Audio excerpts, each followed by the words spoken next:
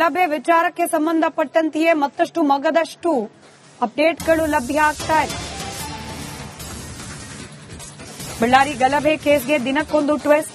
ಜನಾರ್ದನ ರೆಡ್ಡಿ ಬೆಂಬಲಿಗರಿಂದ ರಾಶಿ ರಾಶಿ ದೊಣ್ಣೆ ಬಳಕೆಯಾಗಿದೆ.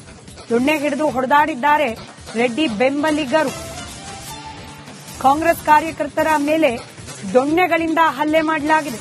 ಮನೆ ಕಾಂಪೌಂಡ್ನಲ್ಲಿ ದೊಣ್ಣೆಯನ್ನ ಬಿಟ್ಟು ಹೋಗಿದ್ದಾರೆ ಬೆಂಬಲಿಗರು. ಭರತ್ ರೆಡ್ಡಿ ಮಾತ್ರವಲ್ಲ, ರೆಡ್ಡಿ ಬೆಂಬಲಿಗರಿಂದಲೂ ಹಲ್ಲೆ ನಡೆಸಲಾಗಿದೆ.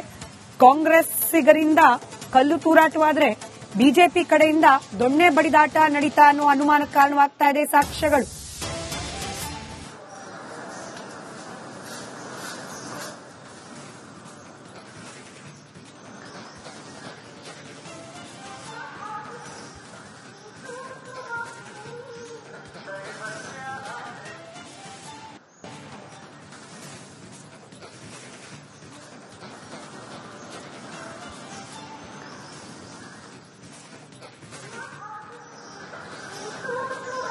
ಬಳ್ಳಾರಿ ಗಲಭೆ ಪ್ರಕರಣಕ್ಕೆ ಸಂಬಂಧಪಟ್ಟಂತೆಯೇ ಅಪ್ಡೇಟ್ಗಳು ಲಭ್ಯ ಆಗ್ತಾ ಇರೋದು ದೃಶ್ಯದಲ್ಲಿ ನೀವೇನು ಗಮನಿಸ್ತಾ ಇದ್ದೀರಿ.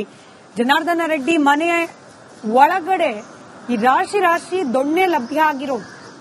ಇದನ್ನ ಬಳಕೆ ಮಾಡಿಕೊಂಡೇ ಕಾಂಗ್ರೆಸ್ ಕಾರ್ಯಕರ್ತರ ಮೇಲೆ ದಾಳಿಯನ್ನ ನಡೆಸಲಾಯಿತು ಅನ್ನೋ ಆರೋಪ ಖುದ್ದು ಭರತ್ ರೆಡ್ಡಿ ಅವರು ರಿಪಬ್ಲಿಕ್ ಕನ್ನಡದ ಜೊತೆ ಮಾತನಾಡುವಾಗ ಹೇಳ್ತಾ ಇದ್ರು. ಮತ್ತೊಂದು ಕಡೆ ರೆಡ್ಡಿ ಅವರ ಮನೆ ಮುಂದೆ ಇನ್ನೊಂದು ಬುಲೆಟ್ ಲಭ್ಯ ಆಗಿರೋದು ಇವತ್ತು ಬೆಳಗ್ಗೆ. ಇದು ಜನಾರ್ದನ್ ರೆಡ್ಡಿ ಹಾಗೆ ಶ್ರೀರಾಮುಲು ಅವರು ಮಾಡ್ತಿದ್ದ ಆರೋಪ ಏನಿದೆ, ಹತ್ಯೆ ಮಾಡುವ ಸಂಚು ರೂಪಿಸಲಾಗಿತ್ತು ಅಂತ ಹೇಳಿ, ಅದಕ್ಕೆ ಪೂರಕವಾಗಿ ಒಂದಷ್ಟು ಬುಲೆಟ್ಗಳು ಲಭ್ಯ ಆಗಿರೋದು.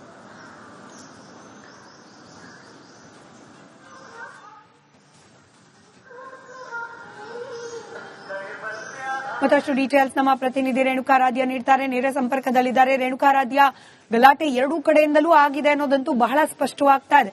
ಒಂದ್ ಕಡೆ ದೊಣ್ಣೆ, ಮತ್ತೊಂದು ಕಡೆಯಲ್ಲಿ ಕಲ್ಲು. ಇಷ್ಟಕ್ಕೆ ಮುಗ್ದಿದ್ರೆ ಪರವಾಗಿಲ್ಲ, ಆದ್ರೆ ಬುಲೆಟ್ಗಳು ಹಾರಿರೋದು ಬಹುಶಃ ಇದು ಈ ಪ್ರಕರಣದ ತೀವ್ರತೆ ಹೆಚ್ಚಾಗ್ಲಿಕ್ಕೆ ಕಾರಣವಾಗ್ತಾ ಇದೆಯಾ ಅಂತ.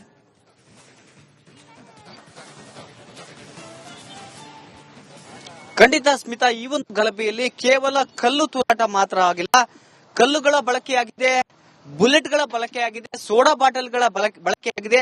ಇನ್ನೊಂದು ಹೆಜ್ಜೆ ಮುಂದೆ ಹೋಗ್ಬಿಟ್ಟು ಜನಾರ್ದನ್ ರೆಡ್ಡಿ ಅವರು ಪೆಟ್ರೋಲ್ ಬಾಂಬ್ ಅನ್ನ ಕೂಡ ಬಳಕೆ ಮಾಡಲಾಗಿದೆ ಅಂತ ಹೇಳಿದ್ರು.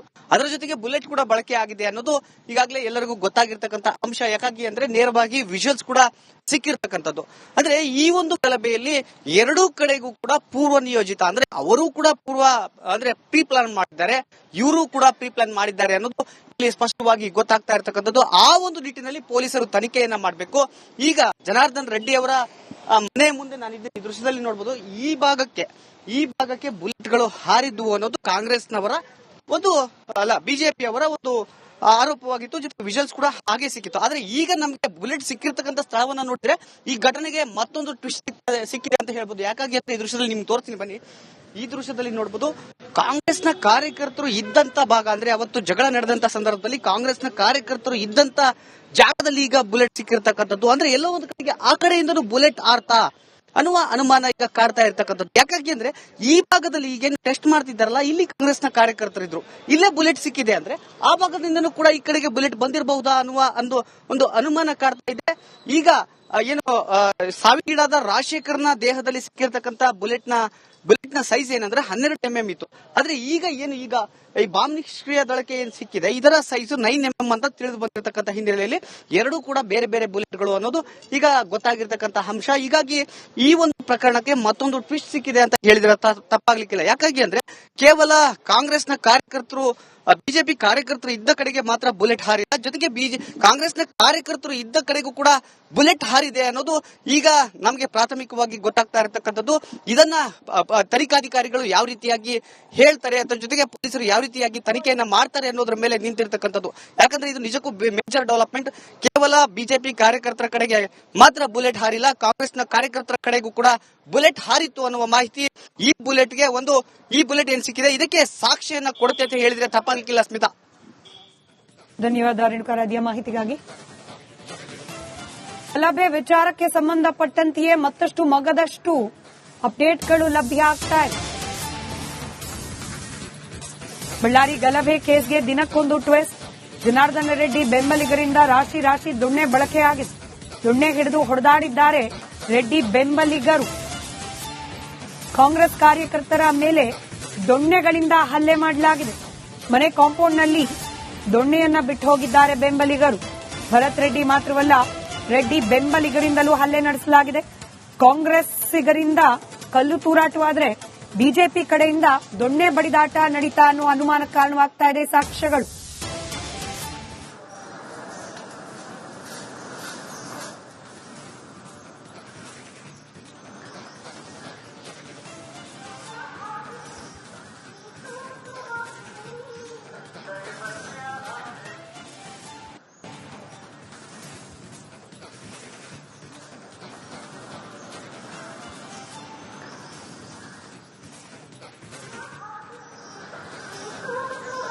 ಬಳ್ಳಾರಿ ಗಲಭೆ ಪ್ರಕರಣಕ್ಕೆ ಸಂಬಂಧಪಟ್ಟಂತೆಯೇ ಅಪ್ಡೇಟ್ಗಳು ಲಭ್ಯ ಆಗ್ತಾ ಇರೋದು ದೃಶ್ಯದಲ್ಲಿ ನೀವೇನು ಗಮನಿಸ್ತಾ ಇದ್ದೀರಿ. ಜನಾರ್ದನ ರೆಡ್ಡಿ ಮನೆಯ ಒಳಗಡೆ ಈ ರಾಶಿ ರಾಶಿ ದೊಣ್ಣೆ ಲಭ್ಯ ಆಗಿರೋದು. ಇದನ್ನ ಬಳಕೆ ಮಾಡಿಕೊಂಡೇ ಕಾಂಗ್ರೆಸ್ ಕಾರ್ಯಕರ್ತರ ಮೇಲೆ ದಾಳಿಯನ್ನ ನಡೆಸಲಾಯಿತು ಅನ್ನೋ ಆರೋಪ ಖುದ್ದು ಭರತ್ ರೆಡ್ಡಿ ಅವರು ರಿಪಬ್ಲಿಕ್ ಕನ್ನಡದ ಜೊತೆ ಮಾತನಾಡುವಾಗ ಹೇಳ್ತಾ ಇದ್ರು. ಮತ್ತೊಂದು ಕಡೆ ರೆಡ್ಡಿ ಅವರ ಮನೆ ಮುಂದೆ ಇನ್ನೊಂದು ಬುಲೆಟ್ ಲಭ್ಯ ಆಗಿರೋದು ಇವತ್ತು ಬೆಳಗ್ಗೆ. ಇದು ಜನಾರ್ದನ್ ರೆಡ್ಡಿ ಹಾಗೆ ಶ್ರೀರಾಮುಲು ಅವರು ಮಾಡ್ತಿದ್ದ ಆರೋಪ ಏನಿದೆ, ಹತ್ಯೆ ಮಾಡುವ ಸಂಚು ರೂಪಿಸಲಾಗಿತ್ತು ಅಂತ ಹೇಳಿ, ಅದಕ್ಕೆ ಪೂರಕವಾಗಿ ಒಂದಷ್ಟು ಬುಲೆಟ್ಗಳು ಲಭ್ಯ ಆಗಿರೋದು.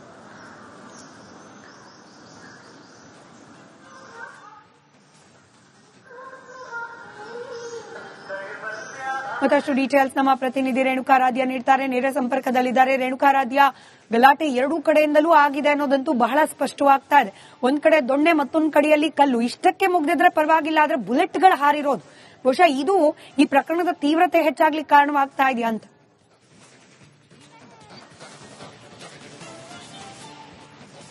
ಖಂಡಿತ ಸ್ಮಿತಾ, ಈ ಒಂದು ಗಲಭೆಯಲ್ಲಿ ಕೇವಲ ಕಲ್ಲು ತೂರಾಟ ಮಾತ್ರ ಆಗಿಲ್ಲ, ಕಲ್ಲುಗಳ ಬಳಕೆಯಾಗಿದೆ, ಬುಲೆಟ್ಗಳ ಬಳಕೆಯಾಗಿದೆ, ಸೋಡಾ ಬಾಟಲ್ಗಳ ಬಳಕೆಯಾಗಿದೆ. ಇನ್ನೊಂದು ಹೆಜ್ಜೆ ಮುಂದೆ ಹೋಗ್ಬಿಟ್ಟು ಜನಾರ್ದನ್ ರೆಡ್ಡಿ ಅವರು ಪೆಟ್ರೋಲ್ ಬಾಂಬ್ ಅನ್ನು ಕೂಡ ಬಳಕೆ ಮಾಡಲಾಗಿದೆ ಅಂತ ಹೇಳಿದ್ರು. ಅದರ ಜೊತೆಗೆ ಬುಲೆಟ್ ಕೂಡ ಬಳಕೆ ಆಗಿದೆ ಅನ್ನೋದು ಈಗಾಗಲೇ ಎಲ್ಲರಿಗೂ ಗೊತ್ತಾಗಿರ್ತಕ್ಕಂಥ ಅಂಶ. ಯಾಕಾಗಿ ಅಂದ್ರೆ ನೇರವಾಗಿ ವಿಜುವಲ್ಸ್ ಕೂಡ ಸಿಕ್ಕಿರ್ತಕ್ಕಂಥದ್ದು. ಅಂದ್ರೆ ಈ ಒಂದು ಗಲಭೆಯಲ್ಲಿ ಎರಡೂ ಕಡೆಗೂ ಕೂಡ ಪೂರ್ವ ನಿಯೋಜಿತ, ಅಂದ್ರೆ ಅವರು ಕೂಡ ಪ್ರೀ ಪ್ಲಾನ್ ಮಾಡಿದ್ದಾರೆ, ಇವರು ಕೂಡ ಪ್ರೀ ಪ್ಲಾನ್ ಮಾಡಿದ್ದಾರೆ ಅನ್ನೋದು ಇಲ್ಲಿ ಸ್ಪಷ್ಟವಾಗಿ ಗೊತ್ತಾಗ್ತಾ ಇರ್ತಕ್ಕಂಥದ್ದು. ಆ ಒಂದು ನಿಟ್ಟಿನಲ್ಲಿ ಪೊಲೀಸರು ತನಿಖೆಯನ್ನ ಮಾಡಬೇಕು. ಈಗ ಜನಾರ್ದನ್ ರೆಡ್ಡಿ ಅವರ ಮನೆ ಮುಂದೆ ನಾನಿದ್ದೆ, ಈ ದೃಶ್ಯದಲ್ಲಿ ನೋಡಬಹುದು, ಈ ಭಾಗಕ್ಕೆ ಬುಲೆಟ್ಗಳು ಹಾರಿದ್ವು ಅನ್ನೋದು ಕಾಂಗ್ರೆಸ್ನವರ ಬಿಜೆಪಿಯವರ ಒಂದು ಆರೋಪವಾಗಿತ್ತು. ಜೊತೆಗೆ ವಿಜುವಲ್ಸ್ ಕೂಡ ಹಾಗೆ ಸಿಕ್ಕಿತ್ತು. ಆದ್ರೆ ಈಗ ನಮಗೆ ಬುಲೆಟ್ ಸಿಕ್ಕಿರ್ತಕ್ಕಂಥ ಸ್ಥಳವನ್ನ ನೋಡಿದ್ರೆ ಈ ಘಟನೆಗೆ ಮತ್ತೊಂದು ಟ್ವಿಸ್ಟ್ ಸಿಕ್ಕಿದೆ ಅಂತ ಹೇಳ್ಬೋದು. ಯಾಕಾಗಿ ಅಂತ ಈ ದೃಶ್ಯದಲ್ಲಿ ನಿಮ್ಗೆ ತೋರಿಸ್ತೀನಿ ಬನ್ನಿ. ಈ ದೃಶ್ಯದಲ್ಲಿ ನೋಡಬಹುದು, ಕಾಂಗ್ರೆಸ್ನ ಕಾರ್ಯಕರ್ತರು ಇದ್ದಂತ ಭಾಗ, ಅಂದ್ರೆ ಅವತ್ತು ಜಗಳ ನಡೆದಂತ ಸಂದರ್ಭದಲ್ಲಿ ಕಾಂಗ್ರೆಸ್ನ ಕಾರ್ಯಕರ್ತರು ಇದ್ದಂತ ಜಾಗದಲ್ಲಿ ಈಗ ಬುಲೆಟ್ ಸಿಕ್ಕಿರ್ತಕ್ಕಂಥದ್ದು. ಅಂದ್ರೆ ಎಲ್ಲೋ ಒಂದು ಕಡೆಗೆ ಆ ಕಡೆಯಿಂದನೂ ಬುಲೆಟ್ ಆರ್ತಾ ಅನ್ನುವ ಅನುಮಾನ ಈಗ ಕಾಡ್ತಾ ಇರ್ತಕ್ಕಂಥದ್ದು. ಯಾಕಾಗಿ ಅಂದ್ರೆ ಈ ಭಾಗದಲ್ಲಿ ಈಗೇನು ಟೆಸ್ಟ್ ಮಾಡ್ತಿದ್ದಾರಲ್ಲ, ಇಲ್ಲಿ ಕಾಂಗ್ರೆಸ್ನ ಕಾರ್ಯಕರ್ತರಿದ್ರು, ಇಲ್ಲೇ ಬುಲೆಟ್ ಸಿಕ್ಕಿದೆ ಅಂದ್ರೆ ಆ ಭಾಗದಿಂದನೂ ಕೂಡ ಈ ಕಡೆಗೆ ಬುಲೆಟ್ ಬಂದಿರಬಹುದಾ ಅನ್ನುವ ಒಂದು ಅನುಮಾನ ಕಾಡ್ತಾ ಇದೆ. ಈಗ ಸಾವಿಗೀಡಾದ ರಾಜಶೇಖರ್ನ ದೇಹದಲ್ಲಿ ಸಿಕ್ಕಿರ್ತಕ್ಕಂಥ ಬುಲೆಟ್ನ ಸೈಜ್ ಏನಂದ್ರೆ 12 mm ಇತ್ತು. ಆದ್ರೆ ಈಗ ಈ ಬಾಂಬ್ ನಿಷ್ಕ್ರಿಯ ದಳಕ್ಕೆ ಏನ್ ಸಿಕ್ಕಿದೆ, ಇದರ ಸೈಜ್ 9 mm ಅಂತ ತಿಳಿದು ಬಂದಿರತಕ್ಕಂಥ ಹಿನ್ನೆಲೆಯಲ್ಲಿ ಎರಡೂ ಕೂಡ ಬೇರೆ ಬೇರೆ ಬುಲೆಟ್ಗಳು ಅನ್ನೋದು ಈಗ ಗೊತ್ತಾಗಿರ್ತಕ್ಕಂಥ ಅಂಶ. ಹೀಗಾಗಿ ಈ ಒಂದು ಪ್ರಕರಣಕ್ಕೆ ಮತ್ತೊಂದು ಟ್ವಿಸ್ಟ್ ಸಿಕ್ಕಿದೆ ಅಂತ ಹೇಳಿದ್ರೆ ತಪ್ಪಾಗ್ಲಿಕ್ಕಿಲ್ಲ. ಯಾಕಾಗಿ ಅಂದ್ರೆ ಕೇವಲ ಕಾಂಗ್ರೆಸ್ನ ಕಾರ್ಯಕರ್ತರು, ಬಿಜೆಪಿ ಕಾರ್ಯಕರ್ತರು ಇದ್ದ ಕಡೆಗೆ ಮಾತ್ರ ಬುಲೆಟ್ ಹಾರಿಲ್ಲ, ಜೊತೆಗೆ ಕಾಂಗ್ರೆಸ್ನ ಕಾರ್ಯಕರ್ತರು ಇದ್ದ ಕಡೆಗೂ ಕೂಡ ಬುಲೆಟ್ ಹಾರಿದೆ ಅನ್ನೋದು ಈಗ ನಮಗೆ ಪ್ರಾಥಮಿಕವಾಗಿ ಗೊತ್ತಾಗ್ತಾ ಇರತಕ್ಕಂಥದ್ದು. ಇದನ್ನ ತನಿಖಾಧಿಕಾರಿಗಳು ಯಾವ ರೀತಿಯಾಗಿ ಹೇಳ್ತಾರೆ, ಅದರ ಜೊತೆಗೆ ಪೊಲೀಸರು ಯಾವ ರೀತಿಯಾಗಿ ತನಿಖೆಯನ್ನ ಮಾಡ್ತಾರೆ ಅನ್ನೋದ್ರ ಮೇಲೆ ನಿಂತಿರ್ತಕ್ಕಂಥದ್ದು. ಯಾಕಂದ್ರೆ ಇದು ನಿಜಕ್ಕೂ ಮೇಜರ್ ಡೆವಲಪ್ಮೆಂಟ್. ಕೇವಲ ಬಿಜೆಪಿ ಕಾರ್ಯಕರ್ತರ ಕಡೆಗೆ ಮಾತ್ರ ಬುಲೆಟ್ ಹಾರಿಲ್ಲ, ಕಾಂಗ್ರೆಸ್ನ ಕಾರ್ಯಕರ್ತರ ಕಡೆಗೂ ಕೂಡ ಬುಲೆಟ್ ಹಾರಿತ್ತು ಅನ್ನುವ ಮಾಹಿತಿ ಈ ಬುಲೆಟ್ ಏನ್ ಸಿಕ್ಕಿದೆ ಇದಕ್ಕೆ ಸಾಕ್ಷಿಯನ್ನ ಕೊಡುತ್ತೆ ಅಂತ ಹೇಳಿದ್ರೆ ತಪ್ಪಾಗಲಿಕ್ಕಿಲ್ಲ. ಸ್ಮಿತಾ, ಧನ್ಯವಾದ ರೇಣುಕಾರಾಧ್ಯ ಮಾಹಿತಿಗಾಗಿ.